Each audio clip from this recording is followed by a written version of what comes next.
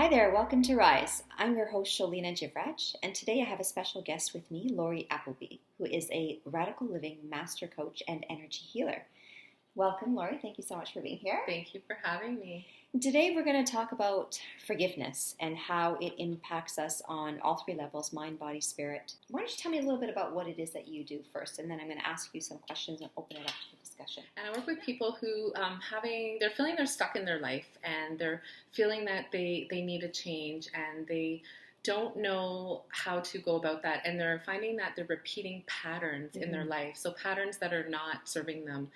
Maybe it's the same type of relationship that's not helpful, that's toxic, or maybe it's self-sabotaging themselves in their business, in their life, and the goals that they're trying to face.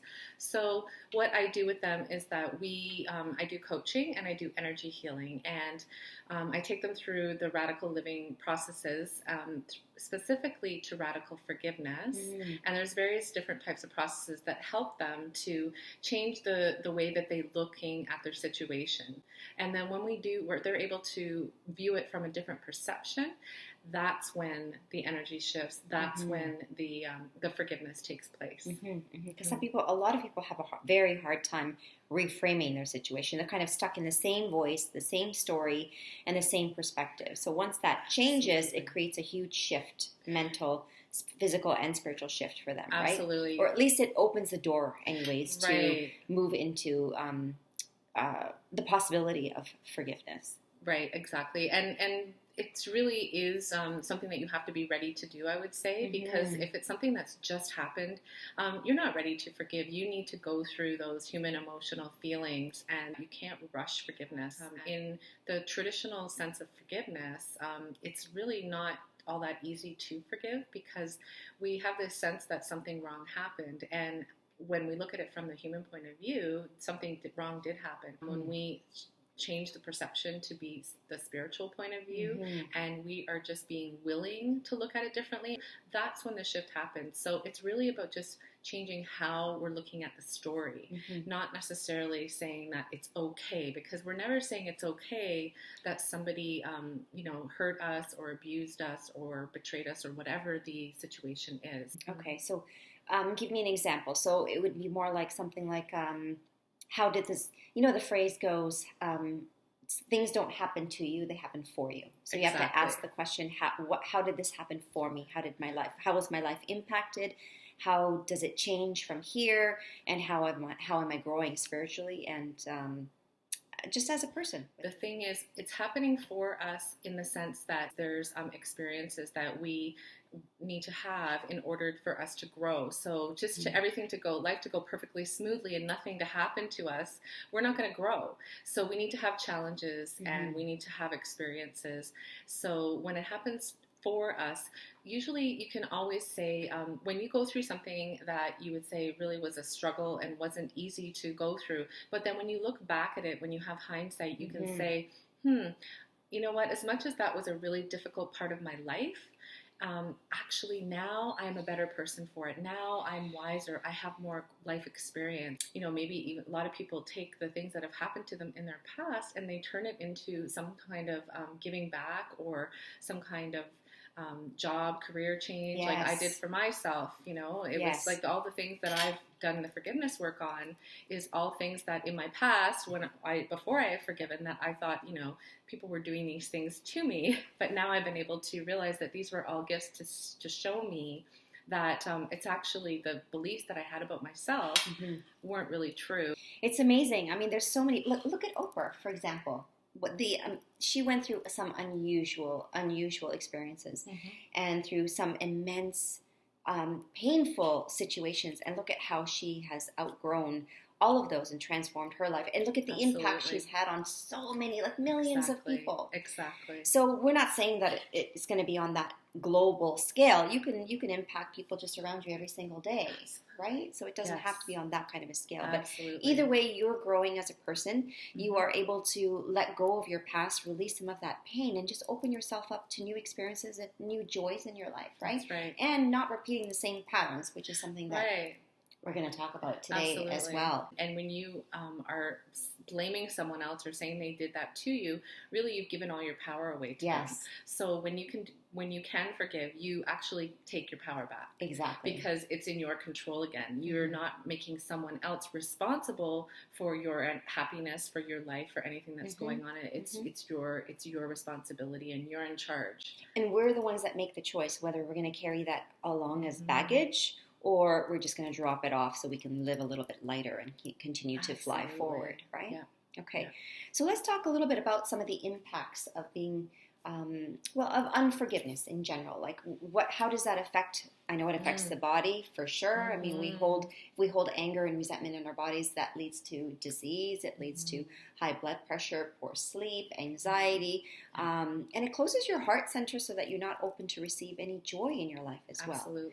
So what are some of the other impacts of unforgiveness? Well, around just in general, like you said, definitely disease is what will ultimately happen. But even before disease happens, it takes a lot of our own personal energy to hold on to these stories, which I'll call victim story, where you're the victim, meaning that someone else did something and they victimized you.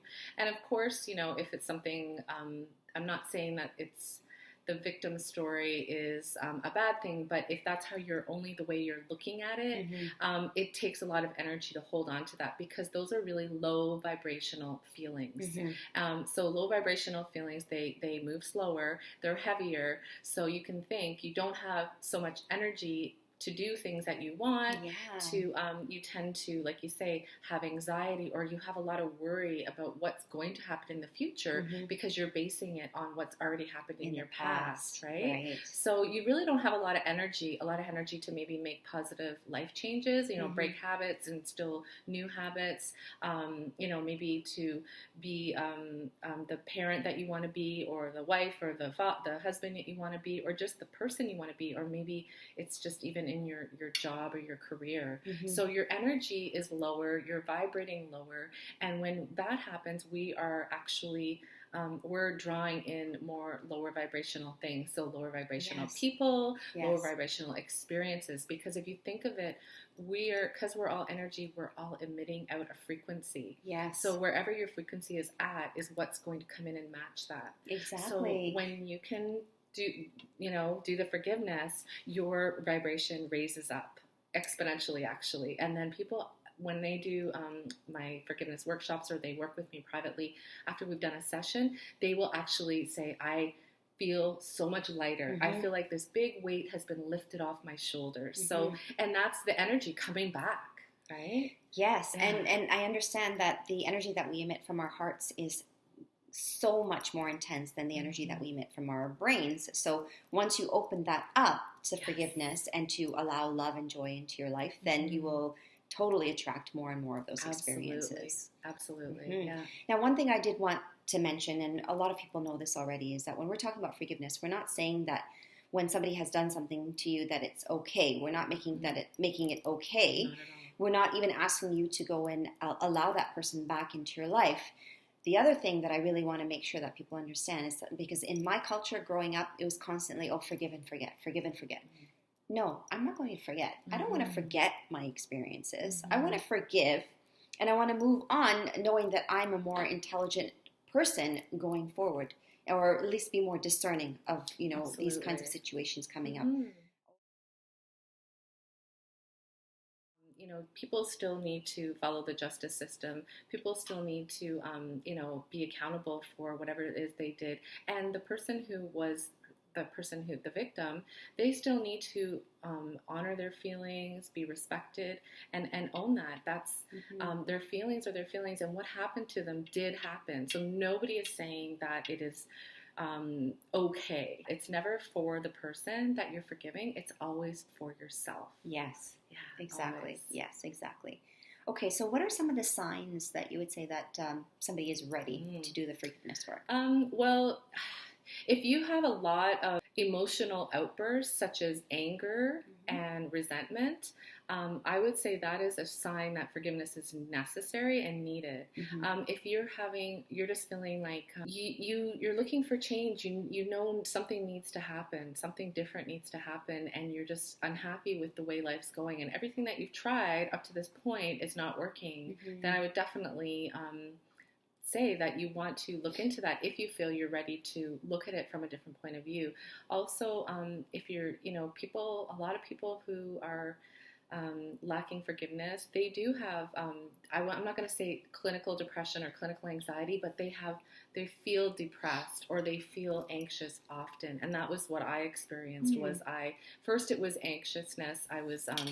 I had, those anxious feelings all the time. And that was just me always worrying about what was going to happen or what did happen. And then I would have different bouts of feeling depressed, feeling really, really down. And that's a sign where your body is trying to tell you, pay attention, focus on me. There's something that needs to change. There's something that needs to happen. And another thing I would say is if you're having a relationship with someone who constantly the same things are coming up over and over again, you're having the same arguments, the same things are. So I'll give you an example for myself. I had the need to feel that I had to not get things wrong. I had to be perfect. And that was just from what has happened to me in my past. So I know a lot of people can identify with this. So my husband and I, when we would get in an argument, very often he would say, well, if we weren't all just perfect, just like you. And that used to bother me so much. Like that was just a button, right? We all have. So if you're finding someone's pressing your buttons and it's the same button over and over again, that's a real clear indication that you need to look and see what's going on, because there's some healing that needs to be done there. And that's not to say that they're not in any wrong in terms of the way that they're judging you, but if it comes up with not just the same person, but maybe a few different people in your lifetime, you've got to notice those patterns too. And if you find that you're just really getting out of the blue, suddenly angry about something really small, you know that there's something bigger behind that. So that's when you really need to get honest with yourself and say, okay, it's not that they didn't take the trash out today and I just had this big emotional outburst about that, because it's really not about that. What is it really about? What am I really upset? Once you start asking questions, then you can start to uncover, is there forgiveness needed here? Have I really let that go? Or is it keep showing up in my life over and over again? One tool that I really love that I use to discover some of the hidden issues around certain things is EFT, because I find that when I'm tapping, things start to come up and emotions start to come up, and then I can really figure out what is the root cause of some of these things. And so how does that differ from radical forgiveness? Well, it differs, but it's also along the same line. So EFT tapping is really good about clearing and releasing those limiting beliefs that we have about ourselves.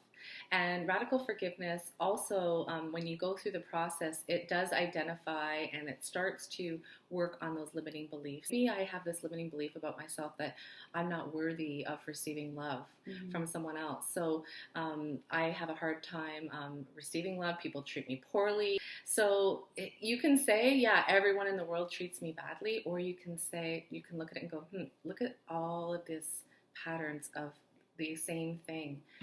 There's something deeper in there. There's a limiting belief. So radical forgiveness does take you through the forgiveness process with the particular people that are treating you this way.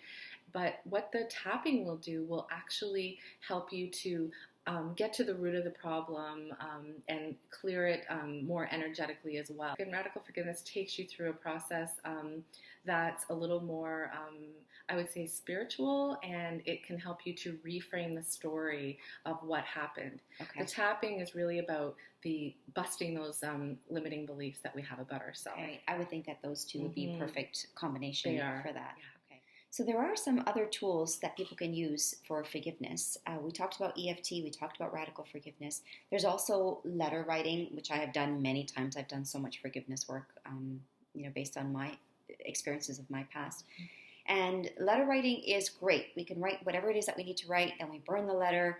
There's so many different tools that people can use, but I find that the basis of everything, those really deep subconscious issues that are going on. A lot of them are based on self-love and self-forgiveness. Mm. And we tend to not go in that direction. We're so focused on forgiving the other person, but we need to focus on forgiving ourselves, because we really hold ourselves to that level, but we don't want to deal with, turning around to ourselves and saying, okay, I love you and I forgive you. So how do we go about doing that? Well, the interesting thing about forgiveness is that it always leads to self-forgiveness. Mm-hmm. So with radical forgiveness, like I said, we forgive the other people, but then it always seems to lead back to forgiving ourselves. So just to give you a brief background to understand why self-forgiveness even comes up, is that most of our subconscious programming, approximately 90% of it, is programmed in our mind before we're 7 or 8 years old. Mm-hmm. And then there's about 10% that can be programmed, that gets programmed after it. So if anything happened to us as a young child, anything traumatic, any kind of neglect, abuse, just ways of being that is, we'll say, negative, we are going to pick up on those things and we're going to believe them to be true. So often when parents divorce, the child often, very, very often, believes it's their fault. Mm-hmm. Because a child, the world revolves around them. They don't understand, and they will take it on as their fault. So even if a parent leaves or a parent dies, the children, if someone's not really, I would say, talking to them and explaining things to them, and they're kind of left to figure it out on their own, they will often believe that it's their fault. So dad passed away, or dad left me because I did something. Maybe one day he yelled at me, and then the next day he was gone, and then the child may interpret it as something they did. Mm-hmm. So then that ends up being a subconscious belief that people that I love will leave me, or something like that. So then we start to get into these thought patterns, and as you know, probably our the neuroplasticity, and it becomes very, very ingrained, and it's extremely hard to change that. It, yes. Right. So then we end up having, like, I'm not worth it, there's something wrong with me, and then we don't have that self-love. So if we're not able to love ourselves, we're not able to allow someone else to love us either. So most of our relationships will be difficult, and that's when the self-forgiveness comes in. So people will either become a people pleaser, and then it's all about everybody else. That's what I did. Or they may be a rebel and just be, a bully themselves, or, maybe they were bullied as a child. They turn into an abuser themselves because they were abused. So people may become more of a victim or more of a perpetrator. I would say that in order to forgive ourselves, we definitely need to bust those core negative beliefs that we have about ourselves. Mm-hmm. And those things do come up. Like you said, when you're tapping, you can uncover them. When you're really just being honest with yourself, that's when you can start to realize. But definitely, if you're doing radical forgiveness, radical self-forgiveness, your beliefs show up because it's part of the process that we take you through. Once we have been able to bust those core negative beliefs about ourselves, then we are able to have self-acceptance and self-love. And that means accepting all parts of ourself. So to be human is to be whole. So that means there's good and bad in everything, right? There's good, there's bad, it's dark, it's light. So the positive things that we love about ourselves, and then the parts of ourselves that maybe somebody told us that was wrong to be that way. So maybe as a child, we didn't want to share our toys, and our parent told us we were selfish. Then, oh my gosh, being selfish is a bad thing. We would have internalized that. And we would internalize that, and we would put that into our shadow. And then we would have this issue with being selfish. Mm-hmm. But to accept ourselves as whole means that we accept all parts of ourselves. So yes, there's a part of me that is selfish, but then there's also a part of me that's very giving. Mm-hmm. Ultimately is what we want to get to, is that complete unconditional love for ourselves. That if you don't show yourself that unconditional love and kindness, then how can you expect other people to show you that? Definitely. Right? Yeah, okay. And when you have that for yourself, it just automatically changes that you don't feel strong judgment around other people. Mm-hmm. Looking at it from more of an acceptance and a non-judgment place, and it's a really beautiful place to be, because it really instills peace in your whole being, mind, body, and spirit. Mm-hmm. Yes. Mm-hmm. I'm laughing because there's a few times where I was already thinking something and then you would go ahead and say it. So I was just going to say that you would experience some type of some some kind of peace, some kind of calm. I think that your sleep will improve, your relationships will improve. I think that what you want to manifest in your life will also come a lot easier too, right? Because you're not constantly in this blockage or trying to close yourself off to certain things as well. You don't repeat the same patterns with other relationships. And then you don't repeat the same patterns with yourself as well, because I find that if you know that something has happened to you, I have a wound where, let's say, somebody told me that I was selfish, and I could blame it on other people, or I could point out to them that they're being selfish about this or selfish about that. But at the same time, I could be very harsh towards myself if I feel like I'm taking even just a little bit of time out of the day for myself. Then I would say that I am selfish. That's right. So we don't have to deal with those kinds of things that are coming from our ego anymore.